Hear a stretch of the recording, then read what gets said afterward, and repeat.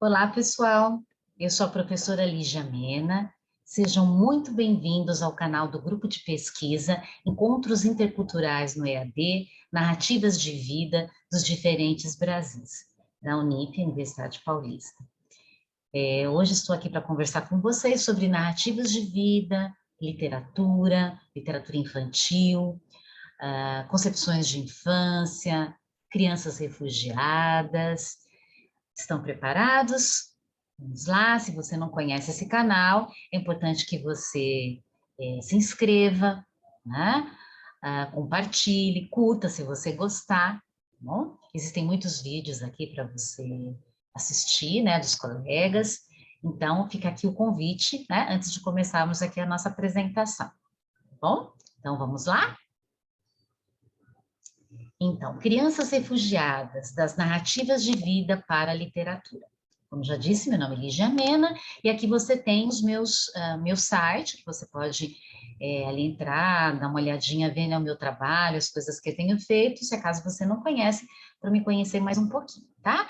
E como eu disse, não se esqueça de, né, ver todos os vídeos aqui que estão sendo colocados, acione o sininho, porque sempre você vai receber as novidades do canal, tá bom? Antes de começar a falar, entrar, né, no tema propriamente dito, vamos fazer algumas reflexões. A gente sabe que esse tema sobre migração forçada é algo bastante antigo, né? Na história, na mitologia, na literatura, nas artes em geral, é muito antigo.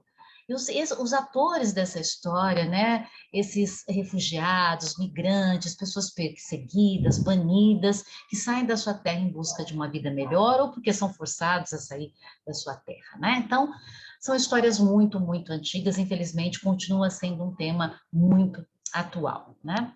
Dentre essas pessoas refugiadas, há muitas crianças que compõem um retrato perverso, né? Uma sociedade doente, em constante ebulição. E um tema muito atual, como eu já disse, seria muito bom que fosse algo, né, superado, mas infelizmente não é. E a literatura está repleta, né, por ser um tema tão antigo, a literatura está repleta de histórias, né, de exemplos em que principalmente as crianças elas acabam protagonizando, né, são protagonistas dessa dura realidade. São temas sensíveis, fraturantes, hoje a gente usa muito esse termo, temas fraturantes, temas que falam de morte, que falam de violência, temas que precisam ser tratados com as crianças também, né? As crianças precisam ter, aquelas que sofrem disso, vão ter voz a contar essas histórias, e aqueles também que não conhecem, né? É importante que saibam, que conheçam que existem histórias assim, né? Então, é muito importante. Como é que essas narrativas de vida, aqui um outro questionamento, né, marcadas por questões tão traumáticas, como é que elas são transfiguradas para a literatura?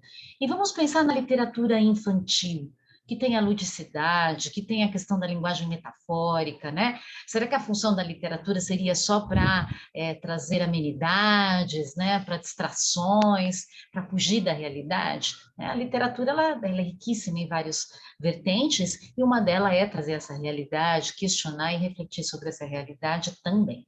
Né? E pensando na criança, né? E na criança é uma coisa, infância é outra, mas que concepções de infância nós podemos depreender dessas histórias de sofrimento, de abandono, e ainda bem de resiliência, de superação, né? Criança sempre existiu, a infância é uma construção social, a gente vai discutir um pouquinho disso, sobre isso. São algumas reflexões, né, para a gente colocando ali algumas minhocas, né, na nossa cabeça, para a gente poder pensar. Pesquisa se faz assim, né, a partir de questionamentos e reflexões. Vamos pensar nesses refugiados no mundo. Segundo a agência da ONU, né, para os refugiados, em 2020, o número de refugiados no mundo ultrapassou 80 milhões de pessoas, sendo que apenas 30% são considerados refugiados formalmente, porque não é só falar eu sou refugiado, ele tem que ser reconhecido, tanto pela ONU como no país de origem, né? E 4% dessas pessoas ainda não encontraram refúgio, ficam zanzando de lá para cá, procurando um lugar no qual elas possam se refugiar, né? Expulsas muitas vezes daqui para lá. O Brasil também tem essa questão, né? Esses dados são um pouquinho antigos, mas em 2019 chega a quase 32 mil pessoas reconhecidas, isso é importante, como refugiados, advindos aí da Venezuela, Síria, né? Pessoas do Congo e diferentes outros países. E aqui nós temos uma ilustração mostrando, né, essa triste cena das pessoas carregando os seus pertences, que conseguiram pegar, saindo ali em um grande número, né, pelas estradas, passando necessidade, tentando encontrar um refúgio, e também atravessando mares, né, e várias histórias que nós temos tristes, né? E os refugiados são aqueles que conseguem chegar, né, pessoal? Porque tem aqueles que não chegam, né? E aqueles que morrem pelo caminho. Refugiados, segundo a agência da ONU, são pessoas que estão fora do seu país de origem, devido a fundados temores de perseguição. Então, eles são perseguidos, precisam fugir por questões de raça, religião, nacionalidade, às vezes questões de gênero até, né?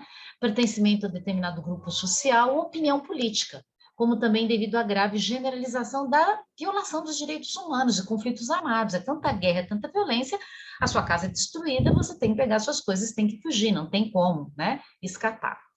E eles dizem que imigrantes, eu acho que essa diferença entre refugiados e imigrantes, ela é muito tênue, mas a gente pode tentar, né, colocá-la. Os migrantes seriam aqueles que escolhem se deslocar, né? Não é porque eles foram perseguidos, não por causa de uma ameaça direta de perseguição ou morte, mas principalmente para melhorar de vida, busca de trabalho, encontrar com a sua família, educação, mas muitas vezes migram pela questão da miséria, da fome, né? Então, que escolha é essa, né? Será que é uma escolha mesmo?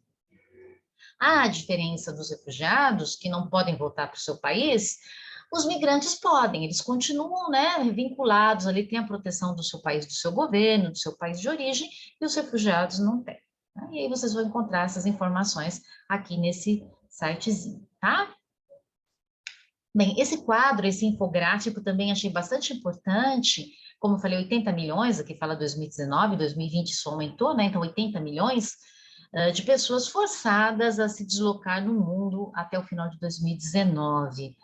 1% da população mundial está deslocada, né? As pessoas não estão no seu lugar de origem, estão em outros lugares. E dessas pessoas, 40% das pessoas deslocadas no mundo são crianças, né? Chama atenção, são muitos dados aqui, né? Difícil analisar todos, mas aqueles que retornam, né? Apenas 5,6 que vão retornar. Então, aqueles que conseguem refúgio, abrigo. Então, são dados importantes aí, né? De se considerar, né, para aqueles que estiverem interessados em se aprofundar mais no assunto, aqui eu deixo o link para vocês, tá bom?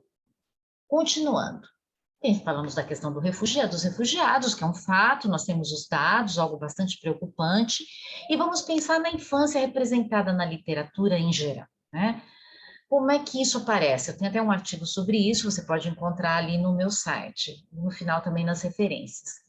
Enquanto formadora de imagens, a literatura mergulha no imaginário coletivo e, simultaneamente, o fecunda. Eu acho interessante essa retroalimentação, né? A literatura se alimenta do contexto social que a cerca, mas ela também o alimenta, né? Então, são construídos ali, é construído o imaginário coletivo, construindo e desconstruindo perfis de crianças que parecem combinar bem com as imagens de infância formuladas e postas em circulação a partir de outras esferas, sejam estas científicas, políticas, econômicas ou artísticas. Isso segundo um texto muito interessante da professora Marisa Lajolo, que ela fala da infância de papel e tinta, né, como a criança, é o nome do texto, que as crianças são retratadas aí pela literatura.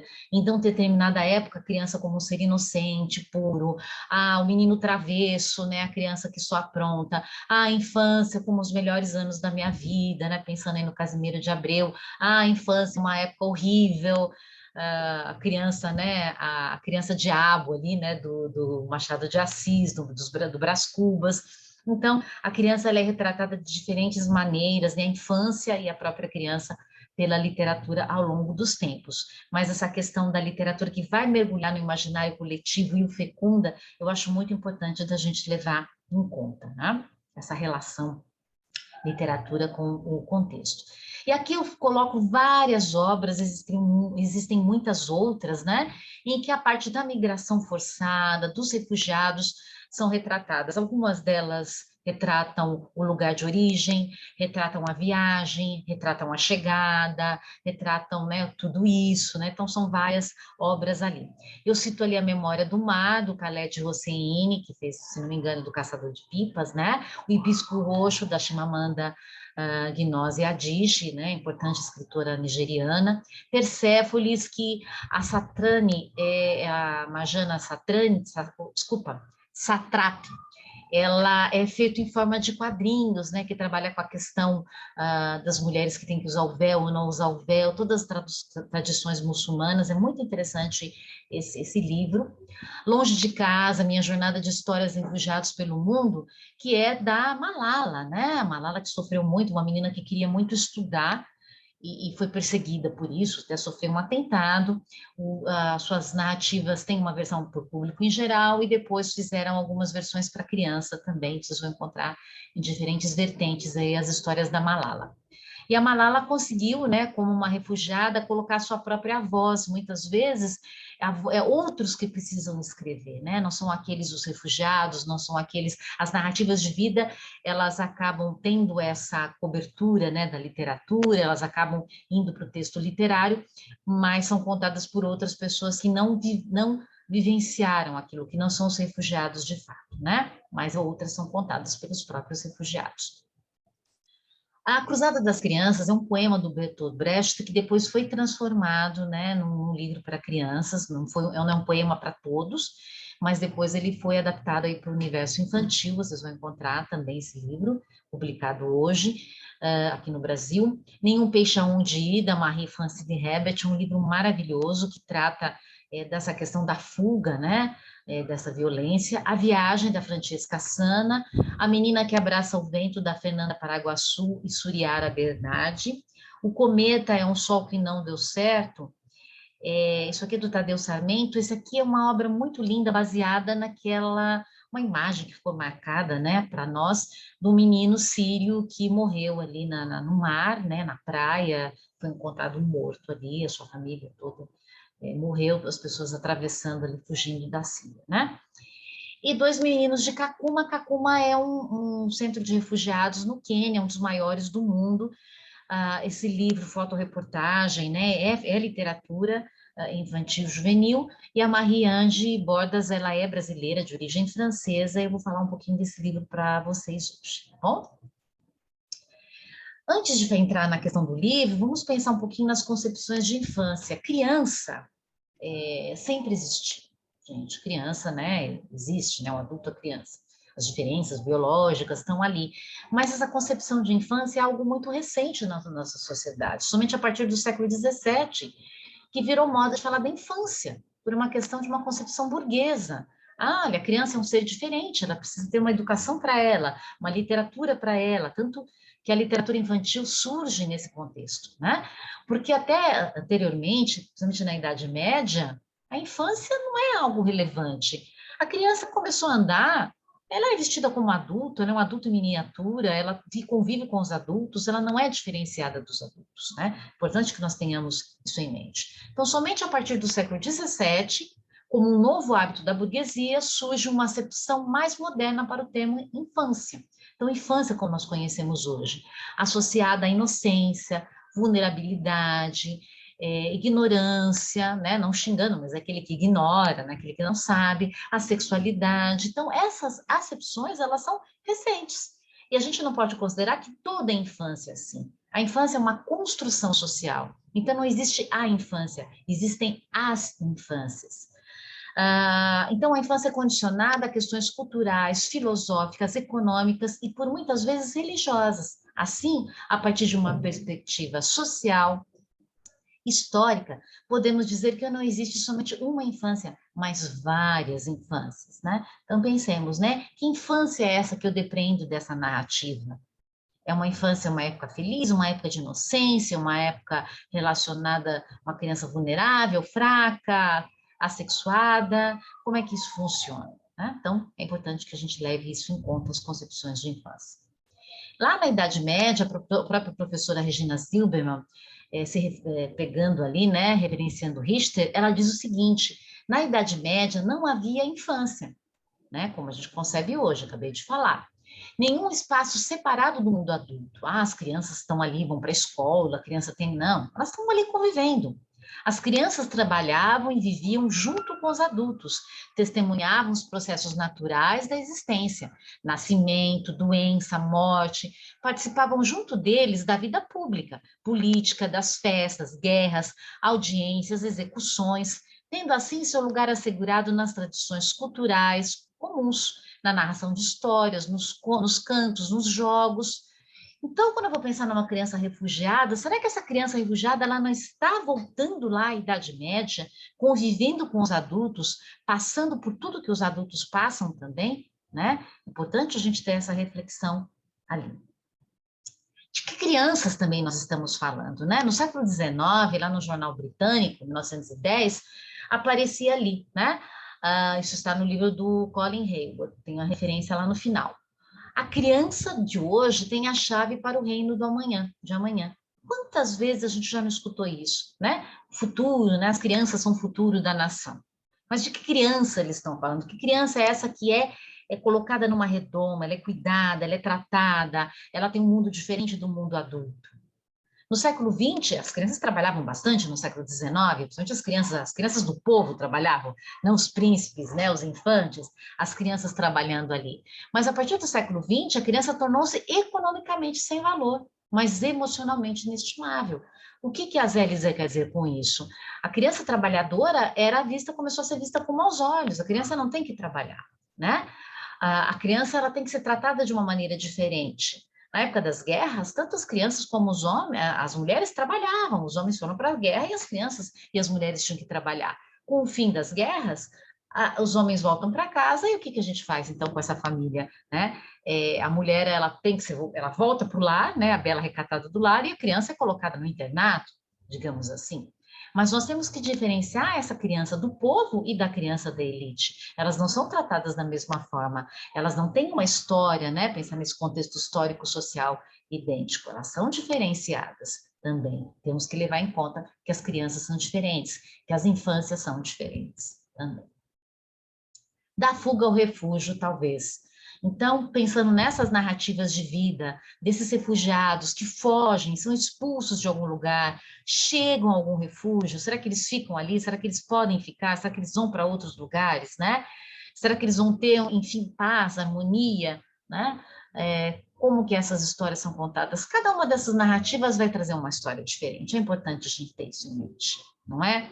Dois Meninos de Kakuma, então, é um texto e foto-ilustrações, fotografias, foto-ilustrações na Marie-Ange Bordas. O que são foto-ilustrações?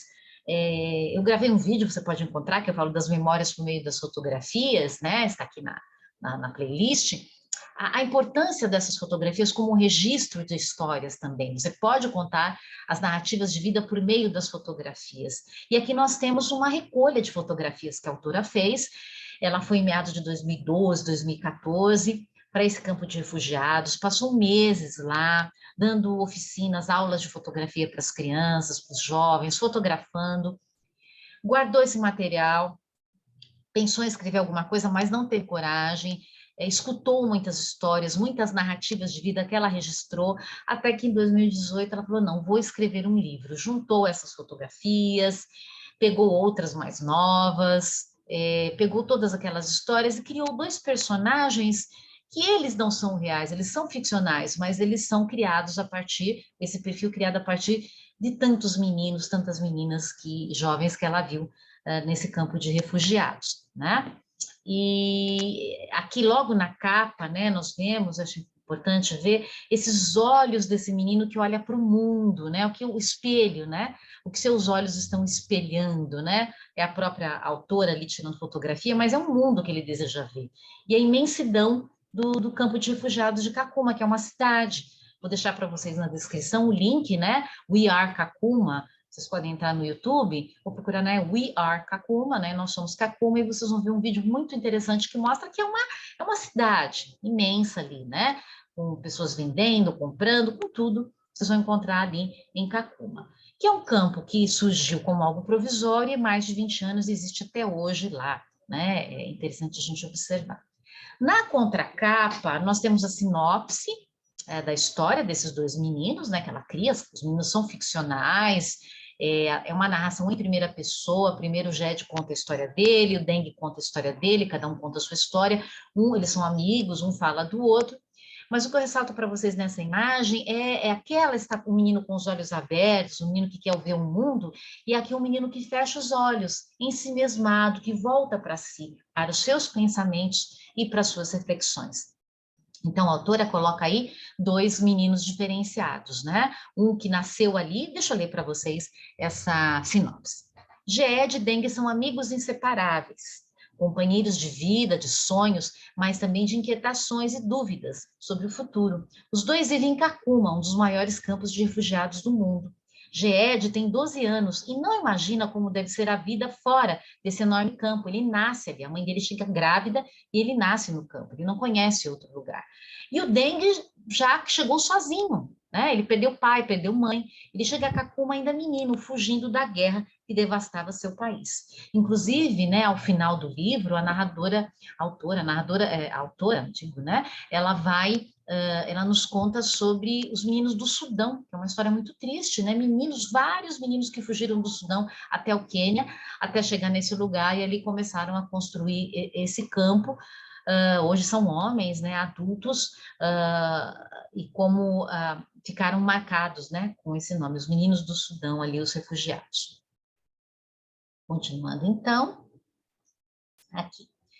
Eu escolhi para vocês um trecho do livro, né, para poder exemplificar um pouquinho do que estou falando, e uma imagem. Então, o livro é repleto de imagens belíssimas, né? Então, ela vai colocando as fotografias e as montagens. Aqui os meninos brincando, né? Então, ela tirou foto dos meninos brincando ali na terra, é uma terra batida, e as cores que ela vai usar são cores muito, assim, terrosas, né?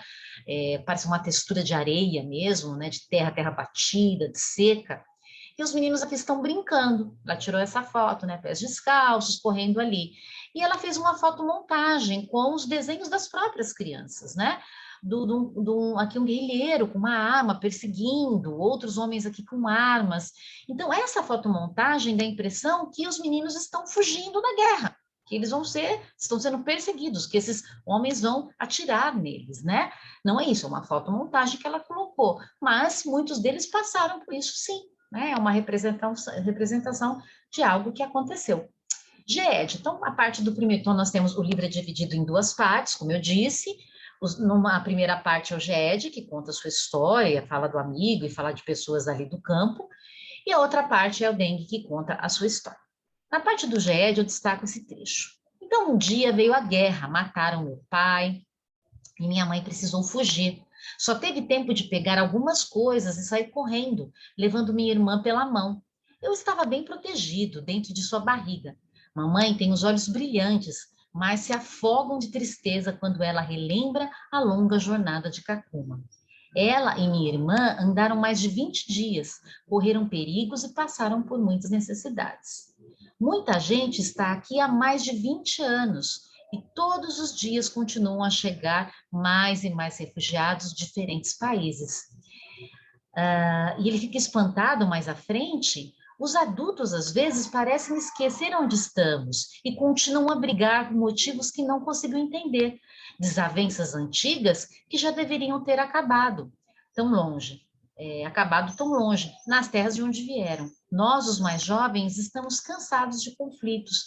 Então, esse narrador criança, né, essa narrativa em primeira pessoa, o que ele nos traz? Ele só conhece esse mundo, as histórias que ele sabe são que a mãe contou, né? E que as pessoas que estão chegando sempre contando. E eles ajudam uns aos outros. Quando chegam, eles têm que construir as casas, né? De barro. Cada um tem que ter ali o seu cantinho. E é muito triste, né? As histórias todas que ele vai contando para a gente. Lembrando, né, que a autora, o que ela faz? Ela escutou essas narrativas de vida, ela cria esses personagens ficcionais e eles vão contando essa história que não são só deles, né, que são de todos os outros. O Deng, que é aquele que já veio de longe, né, ele diz assim, meu amigo, no caso ele está se referindo ao Geed, né, meu amigo nunca conheceu a vida fora deste campo, por isso eu não me importo quando ele me pede dezenas de vezes para contar sobre o lugar de onde eu vim. Na beira do rio, depois de nadar, fazíamos bichos de barro, elefantes, girafas, bois e muitas vaquinhas. As minhas eram sempre as mais lindas e eu me sentia o menino mais rico do vilarejo com aquele meu rebanho. Aqui em Cacuma, as crianças fazem tanques, helicópteros e armas de barro. Veja que aqui o que ela fez? Ela pegou uma fotografia com os meninos brincando realmente com esses brinquedos, né? Esses tanques de guerra feitos de barro ali.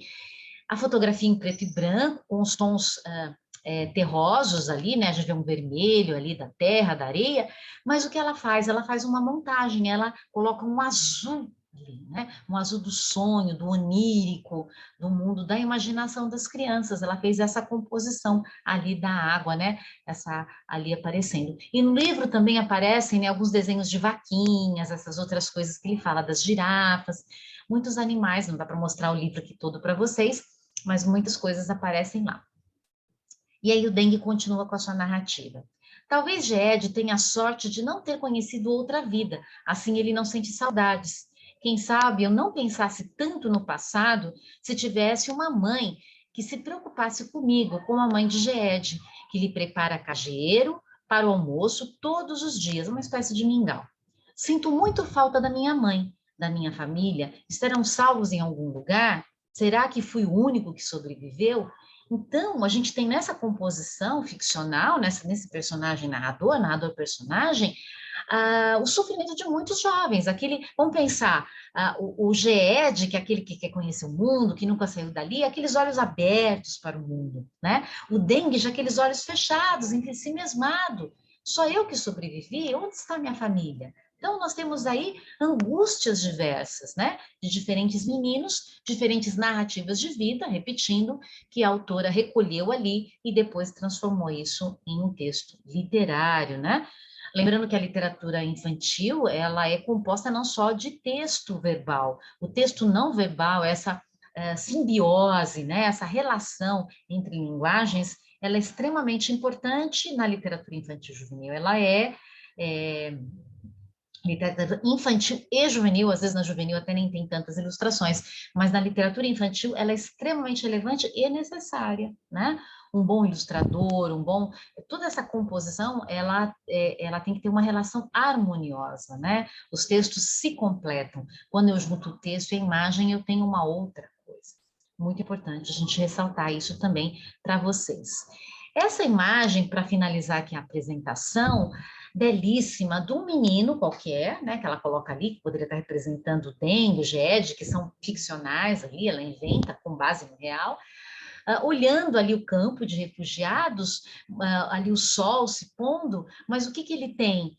Asas, né? Asas para voar, asas para alçar outros voos, para alcançar outras terras, né? Para retornar para sua terra natal, ou encontrar um refúgio de fato, não mais num campo, um lugar onde ele possa ter sua casa, ter sua família, né? Ter a sua vida em liberdade, porque mesmo ali eles não são presos, né?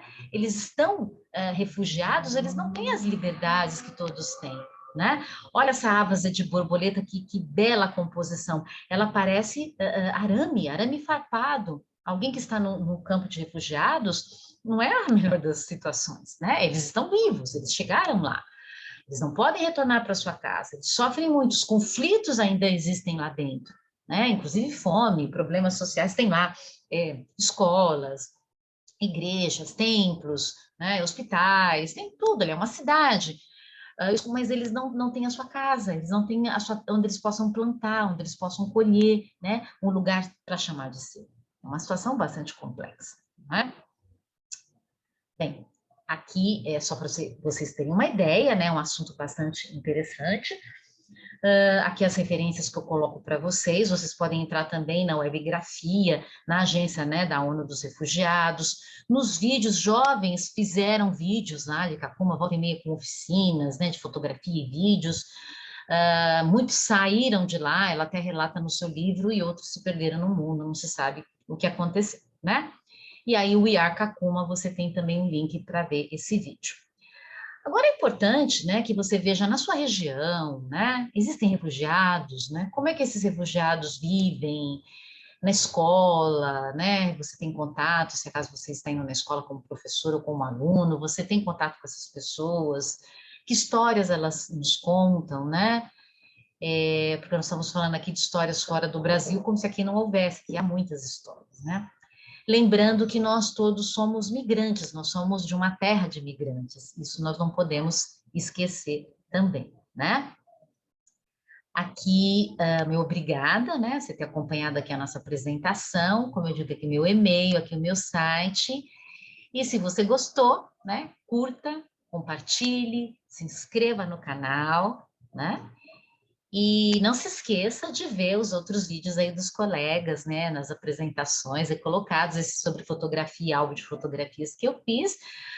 Deixa aqui os seus comentários, mandem sugestões para a gente, mandem sugestões para a gente também, tá bom? E é isso. Espero encontrar com vocês aí nos próximos vídeos. Até a próxima.